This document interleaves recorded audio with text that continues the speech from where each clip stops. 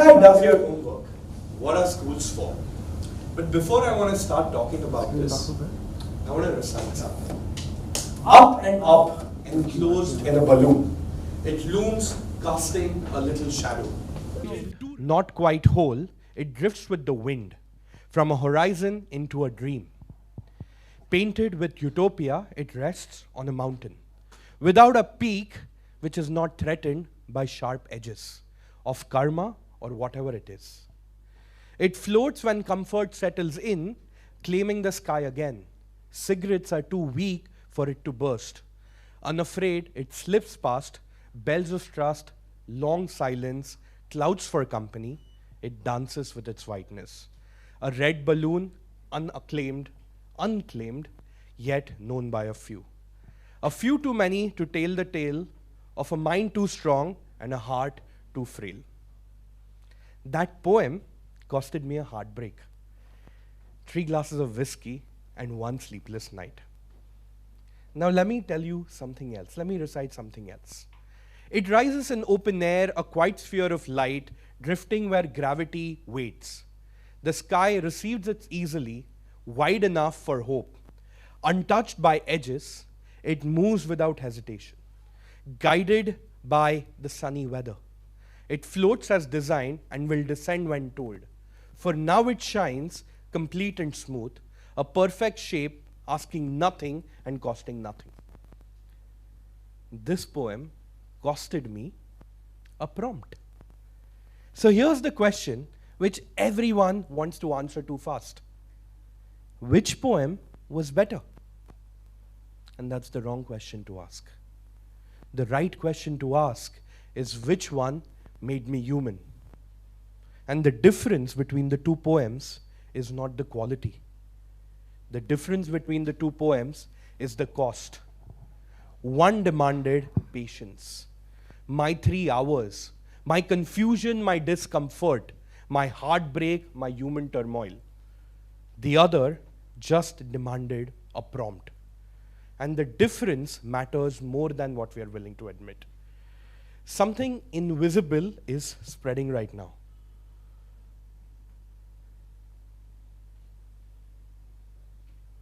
Right? Something invisible is spreading right now. This is not a disease.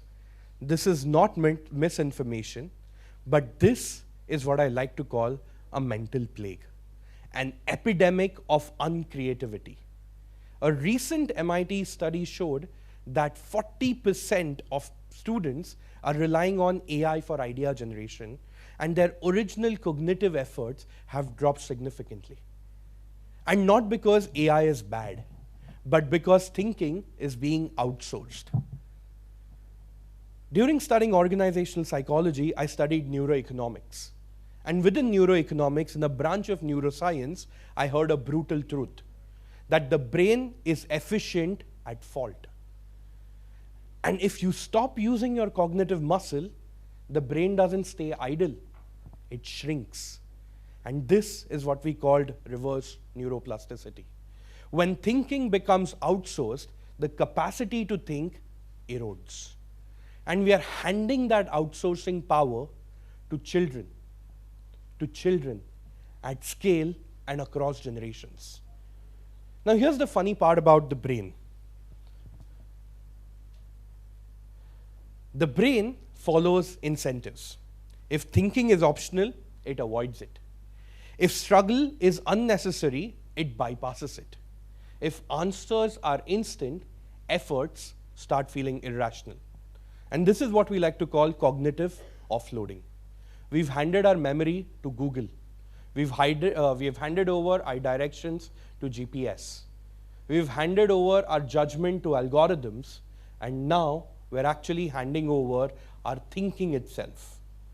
And in adults, this is concerning. But within children, this is catastrophic. Because schools today are not designed for learning. They're designed for grading. From a very early age, students are trained to optimize, not understand. So when ChatGPT arrived, and think about it, you can really make a clear distinction in your life. Life before ChatGPT, 29th of November 2022, and life after ChatGPT. From a very early age now, students are being exposed to ChatGPT, and they are using it exactly the way they have been trained for. They're focusing on grades over growth. They're using it to focus on output over process. And the worst, they're using it for perfection over curiosity. 70% of the students are now using AI for homework. And I'm all right with it as long as there's one disturbing part of it. That almost every one of it is using it to write answers, to generate answers. A handful percentage of that are using it as a thinking tool. They're using it as an answer generator. They are not reasoning with AI. They're becoming parrots. They're parroting with AI. And here's the paradox about it. AI is making students too perfect to fail. Perfect grammar. My God, when I started correcting papers, I've never seen that better grammar. Perfect grammar, perfect structure, perfect arguments. But the failure is not a flaw in education. Failure is essential. It's the engine of education. Because in education, when you're educating yourself, if you do not struggle, you'll never build judgment. If you never fail, you will never ever build resilience. If you never doubt yourself, you'll never find your own voice. And unfortunately, because of the influx of the LLMs in our homeworks, we are raising a generation that looks intelligent, extremely intelligent on paper, but andar se khokla, internally very hollow. They're fluent, they're polished, but internally hollow. And let me tell you how difficult this is for me to say. I sell AI for a living, right? I sell agentic AI systems to the largest enterprises globally and governments globally. And my biggest fear is not AI taking my job. No, I would be very happy if I build AI which will take my job. I am very, very scared that AI will make me lose my creative edge. There's a very popular saying that, I want AI to do my dishes and my sheets so that I can save some time and do art and poetry. Right now, AI is doing art and poetry, and I'm still stuck with my dishes. It really, when I was writing this speech, right, the first easy prompt was, I have a TEDx talk coming up, can you prompt something for me? But this time, I was like, if I lose my creative edge, I've always been recognized as a creative person. I'm the one who's always writing, thinking, connecting ideas. And this is how I understand the world. And even when I started noticing that sometimes even I started getting lazy enough that let me outsource creativity, and it's addictive. I started outsourcing my creativity way too often, and I started realizing in retrospect that my imagination started becoming more quieter. I became slower to start, and creativity for me became easier to abandon. And this is fine with me. I'm getting old. But imagine a child. Imagine a child who's de facto using ChatGPT across the homeworks as he's growing up, whose imagination, and this is the most unfortunate part, whose imagination would never had the chance to struggle in the first place because everything is at our disposal. There's another danger, what we're not talking about, how AI is ruining homeworks. AI is endlessly agreeable. AI is a people pleaser.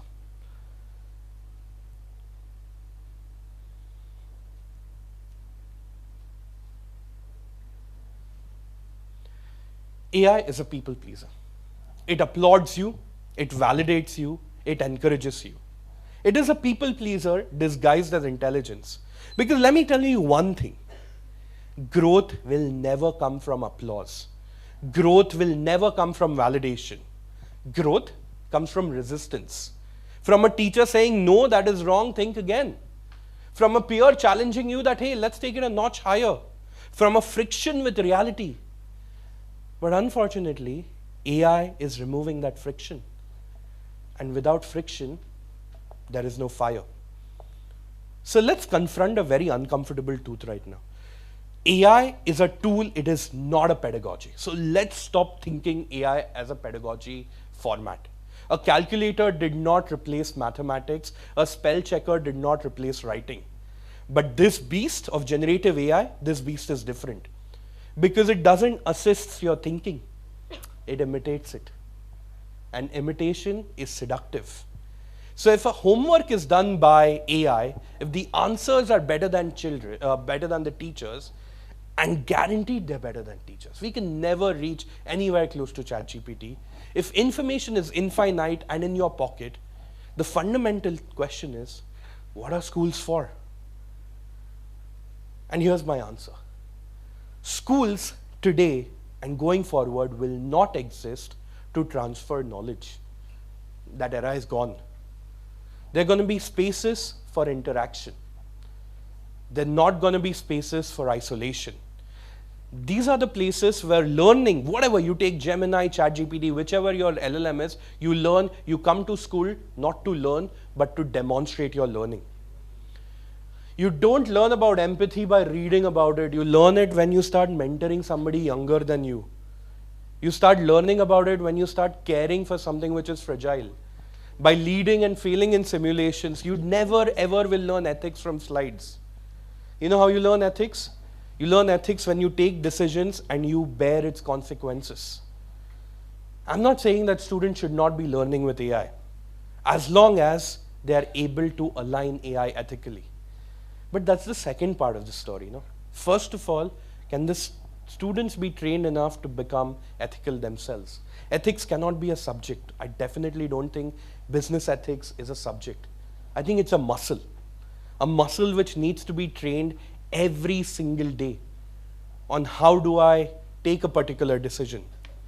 So let me leave you with this. I always think, I started my career selling handmade footwear. And I could go out in the market and I could charge a premium because my footwear was handmade. And people were willing to pay that premium. You know why? Because nobody wanted manufactured, mass-produced things. They wanted something which had a human effort into it. Now machines are able to manufacture perfection cheaply, but imperfection, that human imperfection, that is rare. Now think about the same, but with thinking. We are already living in a world where content is plastered with AI. There's a word for it, AI slop, right? Massive generation using AI. We live in a generation where I'm using AI to compose something and send it to somebody, and that person is reading it and sending it to his own LLM to summarize it. It's AI talking amongst themselves. So in this era where the world is going to be flooded with AI generated content, the rarest thing is not going to be intelligence. Intelligence is going to get commodified. It will be human thought. That human thought which is original, which is messy, and which is earned. And human thought will soon start commanding a premium. So I want to start off with that poem which I began with. It wasn't perfect. Maybe the ChatGPT version was slightly better. But you know what? That poem was mine. And this is what schools will now be designed to protect. Not perfect answers, not polished answers, not students which are parroting generative AI responses. But they have to start protecting the ability of the student where they can struggle. The ability of students who can think, who can fail, who can create something real and not judge it if it's perfect or not, but just exclusively judge it because it's human made. Because honestly, if I think that if AI does your homework, which most of your students' homework is done by AI, schools must teach you how to be human. I want to conclude with one single responsibility to all of us. If you're a teacher, grade the process, right? Don't grade the output. Output's going to be identical. Grade the process of how the student is learning across. If you're a parent, reward curiosity, effort, and not the output, not the number on the report card. And most importantly, if you're a student right now, struggle a lot before you prompt. Prompting is easy, struggling is difficult. That's it from my side. Thank you.